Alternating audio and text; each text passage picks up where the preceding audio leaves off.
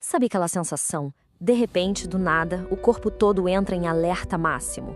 A gente sente isso de um jeito muito físico, muito real. É uma onda que toma conta de tudo, mesmo quando a gente olha ao redor e não tem perigo nenhum à vista. Pois é, essa frase resume perfeitamente o começo de tudo. É uma experiência que muita gente conhece, quase como um curto-circuito interno que parece vir do nada. Mas acredite, tem uma origem e tem uma lógica por trás. E olha, o mais importante é entender que isso não é uma falha de caráter, não é algo isolado, é uma condição humana e muito, muito comum.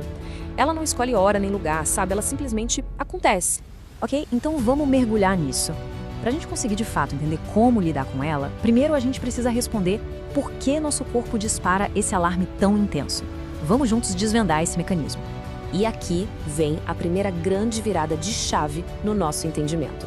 A ansiedade, na sua essência, não é a nossa inimiga. Pelo contrário, ela é, na verdade, uma das nossas ferramentas de sobrevivência mais antigas e mais importantes. Essa aqui é a definição mais técnica, mas vamos traduzir? A palavra-chave aqui é ameaça futura. A ansiedade é basicamente o sistema de preparação do nosso corpo. Ela está sempre olhando lá na frente, tentando prever algum perigo e já deixar tudo no jeito para a gente reagir. Pensa só nos nossos ancestrais, lá atrás. O medo de um tigre dente de sabre fazia a pessoa correr. A ansiedade de não ter comida no inverno fazia ela estocar. Esse sistema foi desenhado para manter a gente vivo, para proteger a gente. E no fundo, ele ainda funciona assim. Essa comparação é perfeita para a gente entender a diferença. A ansiedade funcional é tipo um alarme de incêndio que toca quando tem fumaça. Super útil, né? Agora, imagina esse mesmo alarme apitando o dia inteiro, sem parar, por nada. É enlouquecedor. Essa é a ansiedade disfuncional. O problema não é o alarme, mas quando ele está desregulado. E quem é que aperta o botão desse alarme? É uma partezinha do nosso cérebro chamada amígdala. Pensa nela como o segurança do nosso corpo. Ela age primeiro e pergunta depois.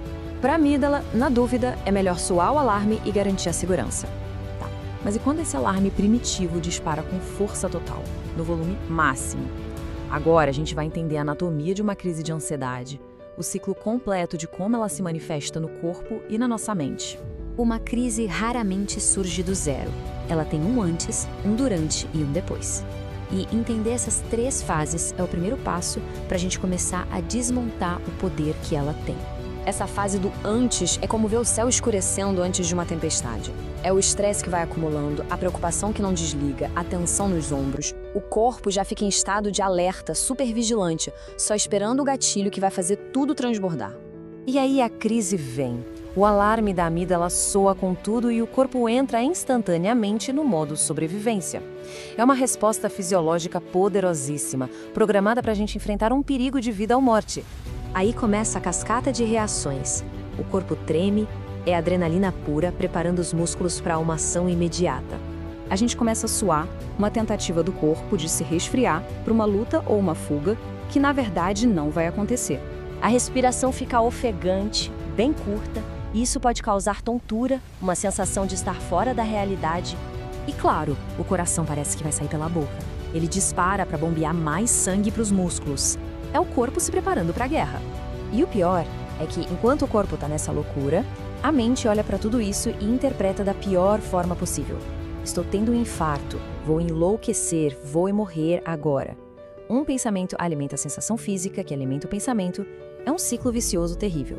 E depois que a tempestade passa, o que sobra é um cansaço absurdo, uma exaustão física e mental, como se a pessoa tivesse corrido uma maratona.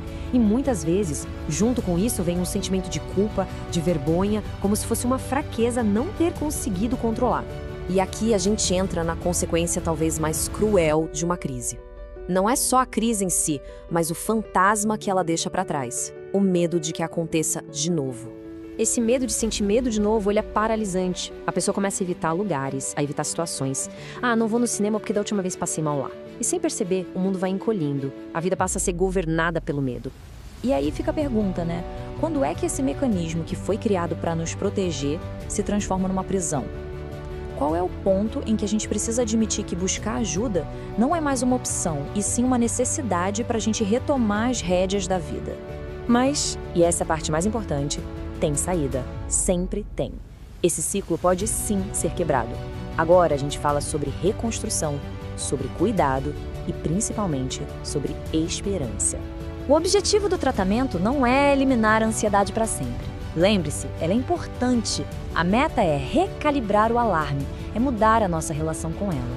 E para isso existem vários caminhos. A psicoterapia, para entender os gatilhos, a medicação como um apoio para regular a química do cérebro e coisas práticas como cuidar do sono, impor limites.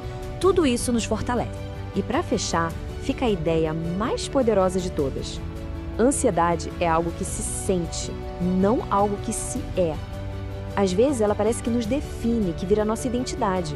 Mas não, ela é um estado, é um funcionamento que pode ser compreendido, cuidado e, o mais importante, transformado. Sempre existe espaço para reconstrução.